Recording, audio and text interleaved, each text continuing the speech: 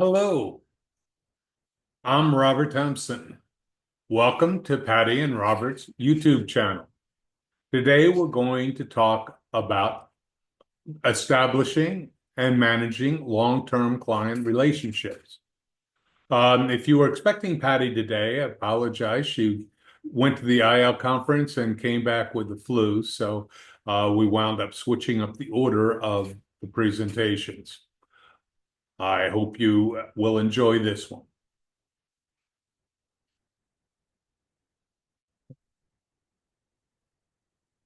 Let me get rid of my face here so you can see the whole slide.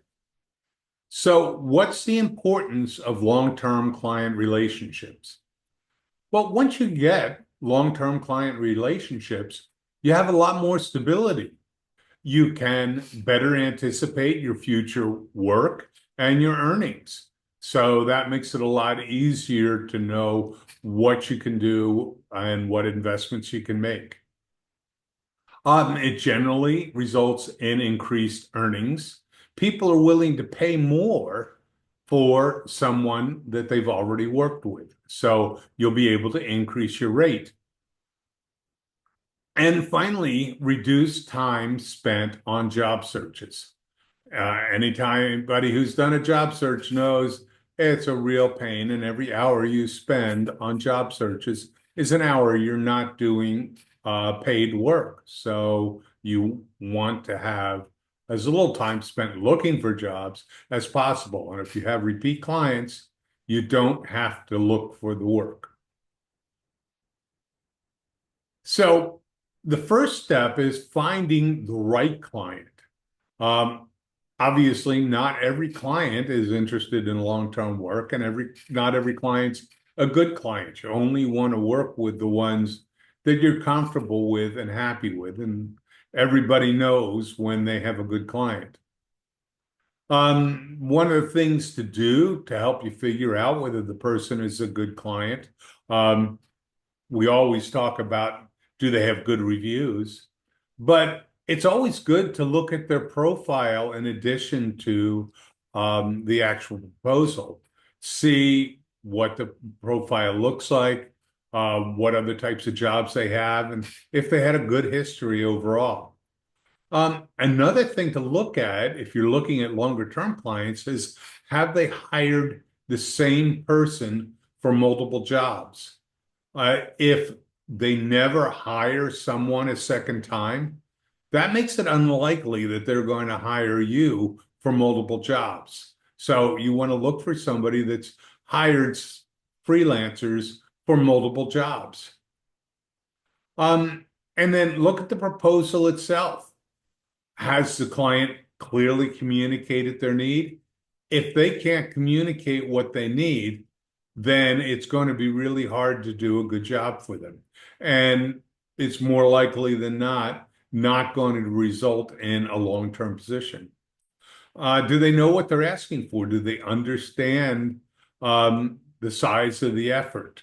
You may be able to do some education if everything else looks good, but just remember that's something you want to look for. And have they awarded similar jobs? So is this their core piece of business, or is this a one-off that they may never do again? You also want to identify red flags. One red flag is they just joined Upwork. Somebody who just joined Upwork is probably looking for a specific task, not someone who can help them with multiple tasks. Another problem with somebody that's just joined Upwork is sometimes clients have problems with freelancers and they start getting bad reviews. Well, what do? They find somebody else in their organization and set up a different email address and then wind up having a new client account. So if they just joined, you have to wonder why. Um, you also want to look out for someone where the budget's not commensurate with the work. They're offering a very low amount for some reason. It may very well be that the client doesn't understand how much work is involved. Or it may be that they know what they need, but they're not sure how much it's worth. And so they want to see how many different proposals they get in and what the good freelancers are asking so that they can decide, but they want you to make the first move in essence. Um, but other times they're just not willing to pay reasonable rate. And so you have to watch out for that. No repeat business. This is the converse of what I said before.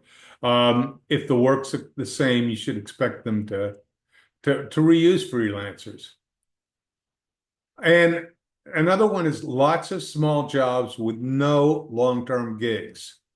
It may mean they're unable to award larger contracts. They may be structured so that they only offer small tasks. Um, there are some exceptions to this. Sometimes good clients will offer audition jobs. Um, so a contract to hire gig may be one that they've got a small gig they're asking you to do, but they've got a longer one. Now, they should show that they had some longer term contracts when you look at their history. But remember that a contract to hire gig may not be the big one that you want to start off with.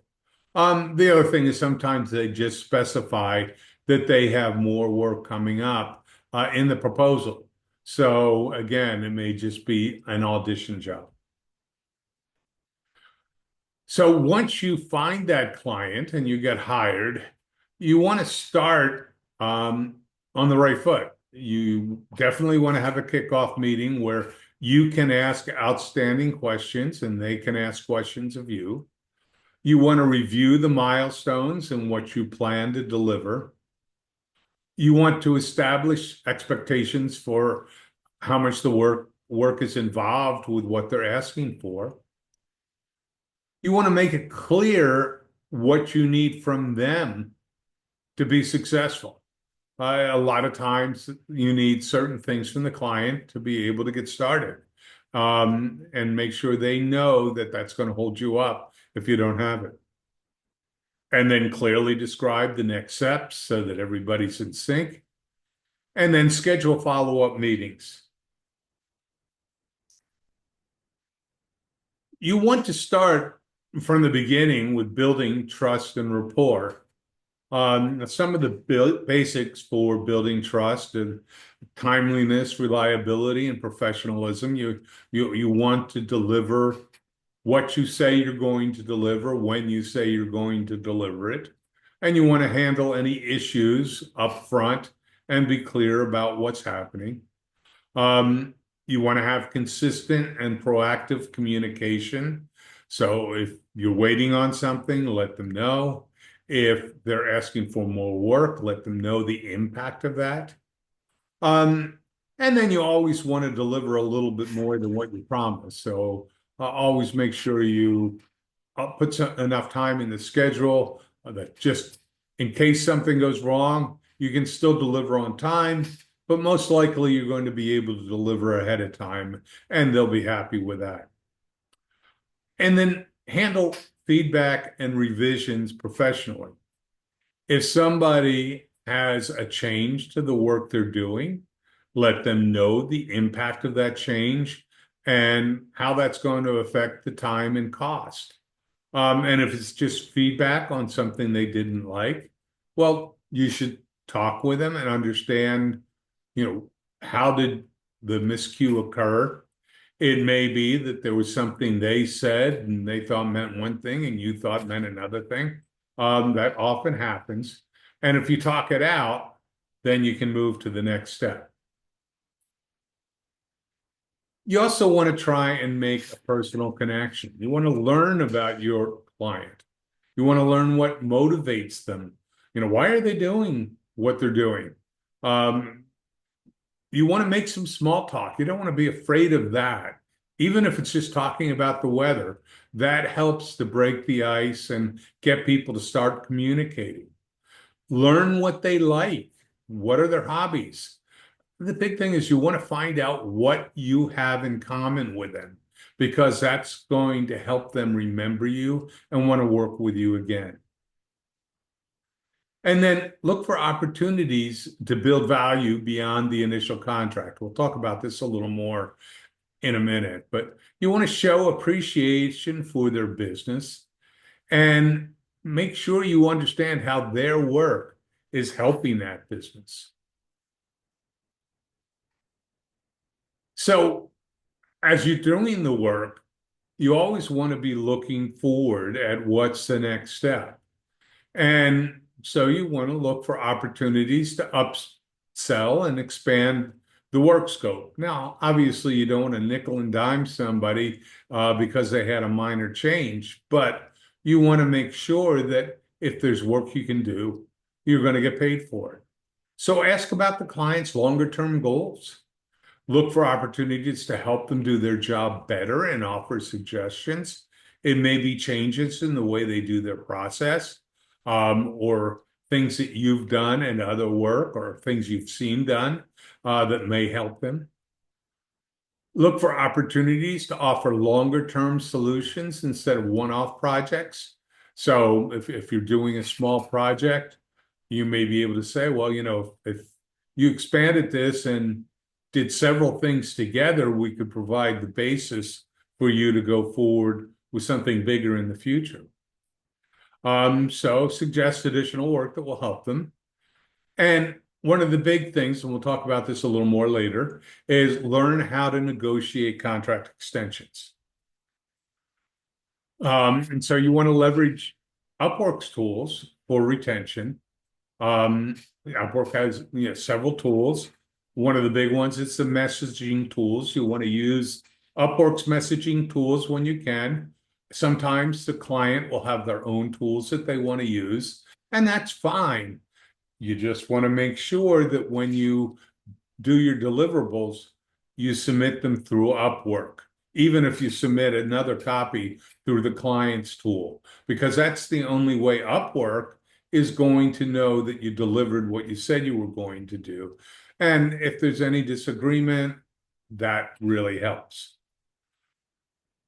And you want to make it easy for the client to give you more work. So you should understand how to set up milestones and retainer contracts.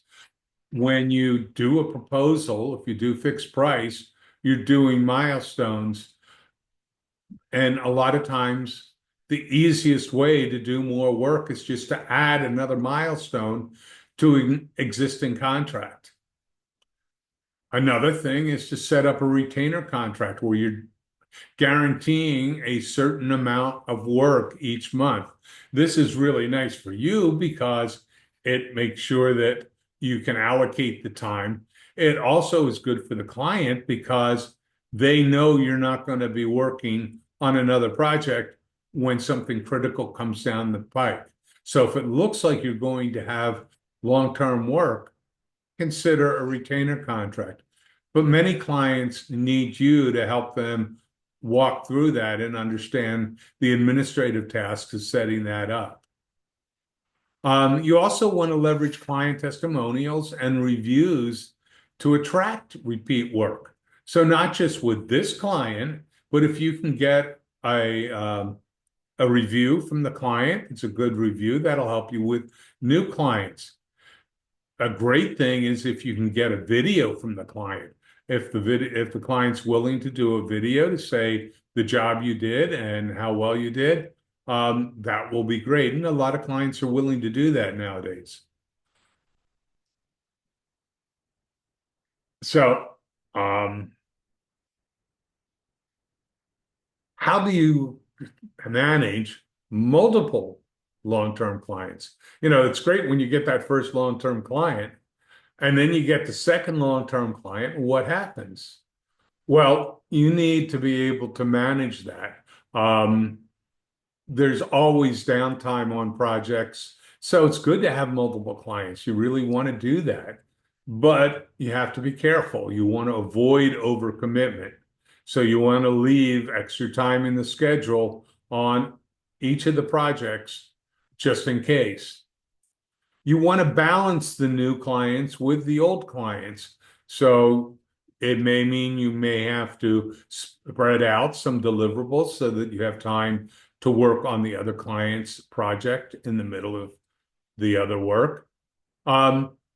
You also need to remember that a new client's going to require more care and feeding. So you want to build that into your schedules. You want to use time management strategies. So you want to ask about the client's schedule. So what flexibility do they have in their schedule? When do they need to have it? Identify times when deadlines will be tight and block out some extra time there. So if you know you've got a major deliverable due, you may want to spend extra time on that, and you don't want to schedule anything else while that's going on. Conversely, there's often times when you deliver a project and the client's reviewing it. Well, you may have a week when you're not doing much work because you're waiting for client feedback. So that's a great time to be working with another client. You want to stagger the key deliverables between the clients. You want to follow up with old clients. So you want to keep a list of the clients that you'd like to work with again. You don't want it to be done and gone. I mean, you may, just because you finish a gig doesn't mean you need to finish the relationship. So what I do is I check them out on social media, and I watch for news that might affect them. That's a great way to come up with ideas where you can send personal emails or Upwork messages to check in and just ask them how the business is going, and remind them of the work you did. And just remember, when you're using personal emails, to follow Upwork's terms of service, and don't do the work outside of Upwork until you've reached the end of the time limits that I think right now it's 2 years. But I did this with one client where they were an insurance company, and I helped them set up the rating system for North Carolina.